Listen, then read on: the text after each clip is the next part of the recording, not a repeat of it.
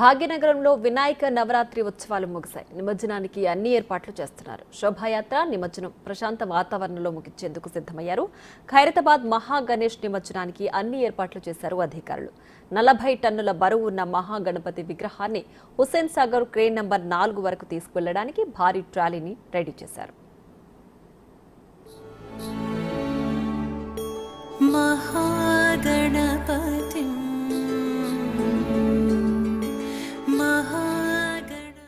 ఖైరతాబాద్ భారీ గణపయ్య నిమజ్జనానికి పోలీసులు అన్ని ఏర్పాట్లు చేశారు. ఎప్పటికప్పుడు తనిఖీలు నిర్వహిస్తున్నారు. ఎక్కడ అవాంఛనీయ ఘటనలు జరగకుండా చర్యలు చేపట్టారు. అవసరమున్న చోట బ్యారికేడ్లు సిద్ధం చేశారు. ఈ అర్ధరాత్రే స్వామివారిని కదిలించేందుకు ముహూర్తం ఫిక్స్ చేశారు. ఉదయం 6 గంటలకు నిమజ్జన కార్యక్రమం మొదలవుతుంది.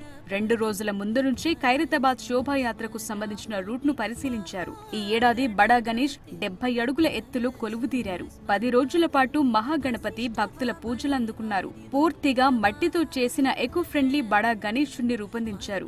గణేశుడి విగ్రహం తయారీ పనులు ఆలస్యంగా ప్రారంభమైన తక్కువ సమయంలోనే విగ్రహాన్ని ఉత్సవ కమిటీ పూర్తి చేసింది.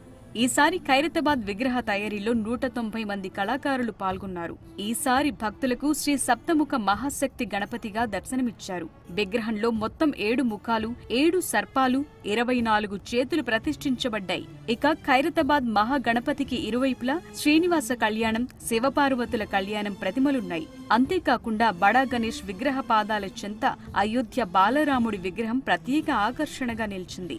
విజయవాడకు చెందిన ట్రాలీలో ఖైరతాబాద్ వినాయకుడిని నిమజ్జనానికి తరలించేందుకు ఏర్పాట్లు చేస్తున్నారు ఉత్సవ కమిటీ సభ్యులు. 15 ఏళ్లుగా విజయవాడకు చెందిన ట్రాన్స్పోర్ట్ వాళ్లే ఖైరతాబాద్ గణేష్ నిమజ్జనానికి ట్రాలీని పంపిస్తున్నారు.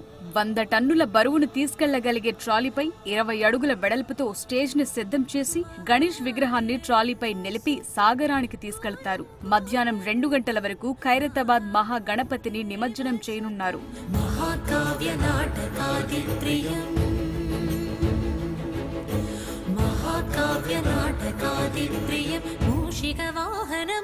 డెబ్బై 75 అడుగుల ట్రాలీలో ఖైరతాబాద్ విఘ్నేశ్వరుడు, గంగమ్మ ఒడిలోకి చేరతారు.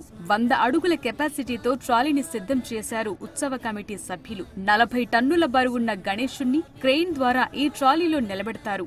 గణనాథుడిని తరలించే ట్రాలీని దాదాపు 20 అడుగుల వెడల్పుతో సిద్ధం చేస్తున్నారు. ఇక ఈసారి ఖైరతాబాద్ మహాగణపతికి భారీగా ఆదాయం సమకూరింది.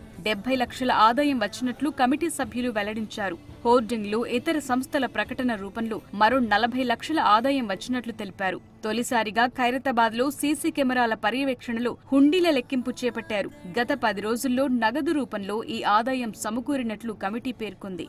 వినాయక విగ్రహాన్ని ఎప్పుడైతే తయారు చేస్తారో అప్పటి నుంచే వినాయక నిమజ్జనానికి కూడా కమిటీ సభ్యులు ఏర్పాట్లు చేస్తారు. కేవలం విగ్రహం నిలబెట్టడానికి కాకుండా స్వామికి పూజలు చేసేందుకు పూజారులు, కమిటీ సభ్యులు నిల్చునేందుకు కూడా స్థలముండేలా ట్రాక్ ను సిద్ధం చేశారు అధికారులు. దానికి ఏ సైడ్ డైమెన్షన్స్ ఉన్నాయో అదే సైడ్ డైమెన్షన్స్ తోటి మళ్ళీ దీని మీద ప్రయోజనం చేస్తారు. బండి లేపి దాని మీద పెట్టినాక 2 కలిపి వెల్డింగ్ చేస్తారు. యాక్చువల్లీ ఇది 100 టన్నే కానీ as per RT approval 50 tons. Okay, మన విగ్రహం 38 to 40 టన్ వస్తుంది.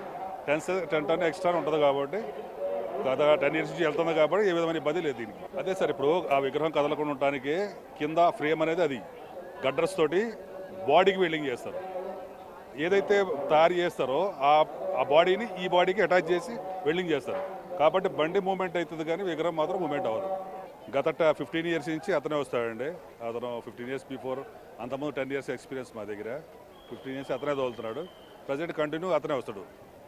కాబట్టి ప్రతి సంవత్సరం వస్తాడు కాబట్టి ఆయనకి నాలెడ్జ్ ఉంటుంది ఎట్లా చేయాలి ఏంటి అనేది. రూట్స్ కానీ ఎక్కడెక్కడ మలుపులు ఉన్నాయి ఏంటి అనేది అన్ని ఖచ్చితంగా అవగాహన ఉంది అతనికి. ఎక్కడ టర్నింగ్ ఉంది, ఎక్కడ చెట్లు వస్తాయి, ఫ్లైఓవర్ దగ్గర ఎంత డిస్టెన్స్లో కట్ చేయాలనేది ఆయనకి అవగాహన ఉంది. అంటే మీరు ముందుగానే లారీని తీసుకొచ్చి సిద్ధం చేసుకుంటున్నారు కదా, మీరు రూట్ను కూడా ఒకసారి చెక్ చేసుకుంటున్నారు, అలాంటిది ఏమైనా ఉంటుందా? ఫస్ట్ టైం ఏంటంటే ట్రయల్ రన్ వేస్తారు sir. Every year 2 days before trial run వేసి ఆ కటింగ్ అంతా చూసుకుంటారు.